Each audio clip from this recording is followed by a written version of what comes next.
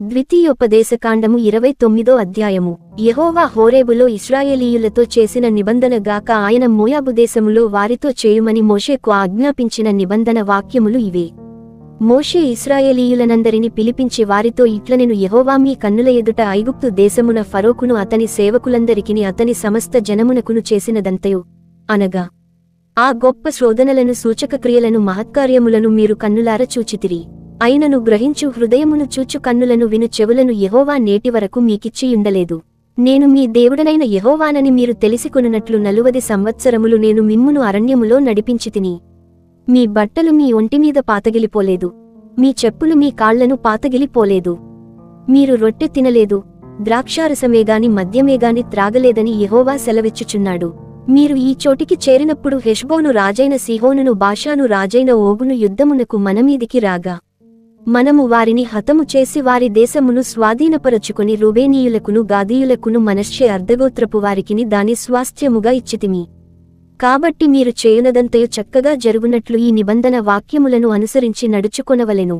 నీ దేవుడైన యెహోవా నీతో చెప్పిన ప్రకారముగాను నీ పితరులైన అబ్రాహాము ఇస్సాకు యాకోబులతో ప్రమాణము చేసిన ప్రకారముగాను నేడు నిన్ను తనకు స్వజనముగా నియమించుకొని తానే నీకు దేవుడయ్యుండునట్లు నీ దేవుడైన యెహోవా నేడు నీకు నియమించుచున్న నీ దేవుడైన యెహోవా నిబంధనలోను ఆయన ప్రమాణము చేసిన దానిలోనూ నీవు పాలుపొందుటకై ఇశ్రాయేలీయులలో ప్రతివాడు అనగా మీలో ముఖ్యులేమి, మీ గోత్రపు వారేమి, మీ పెద్దలేమి, మీ నాయకులేమి, మీ పిల్లలేమి, మీ భార్యలేమి, నీ పాళెములోనున్న పరదేశులేమి, నీ కట్టెలను నరుకువారు మొదలుకొని నీ నీళ్లు తోడువారి వరకును మీరందరూ నేడు మీ దేవుడైన యెహోవా సన్నిధిని నిలిచియున్నారు.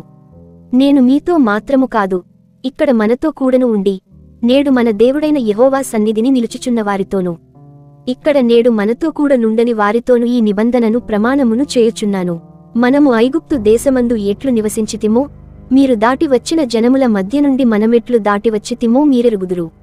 వారి హేయక్రియలను, కర్రుతోను రాతితోను వెండితోను బంగారముతోను చేయబడిన వారి విగ్రహములను మీరు చూచితిరిగదా.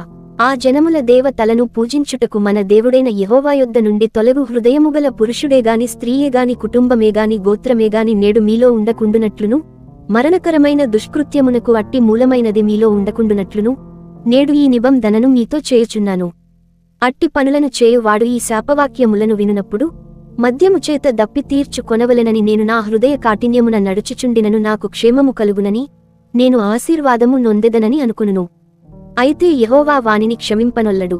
అట్టివాడు మీలో నుండిన ఎడల నిశ్చయముగా యెహోవా కోపమును ఓర్వమియు ఆ మనుష్యుని మీద పొగరాజును.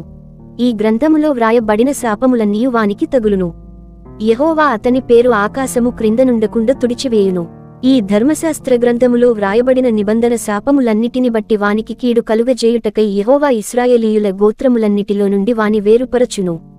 కాబట్టి మీ తరువాత పుట్టు మీ సంతతివారును దూరదేశము నుండి వచ్చు పరదేశులును సమస్త జనములను ఆ దేశము యొక్క తెగుళ్లను యెహోవా దానిమీదికి తెప్పించిన సంకటములను చూచి వారు యెహోవా తన కోపోద్రేకము చేత నశింపజేసిన సొదొమ గొమొర్రా అద్మా సెబోయీముల వలె ఆ సమస్త దేశమును గంధకము చేతను ఉప్పు చేతను చెడిపోయి విత్తబడకయు దానిలో ఏదియు బుట్టకయు దానిలో ఏ కూరయు మొలవకయు ఉండుట చూచి యెహోవా దేని బట్టి ఈ దేశమును ఇట్లు చేసెనో ఈ మహాకోపాగ్నికి హేతువేమో అని చెప్పుకొందురు. మరియు వారు వారి పితరుల దేవుడైన యెహోవా ఐగుప్తు దేశములో నుండి వారిని రప్పించిన తరువాత ఆయన తమతో చేసిన నిబంధనను వారు నిరాకరించిరి.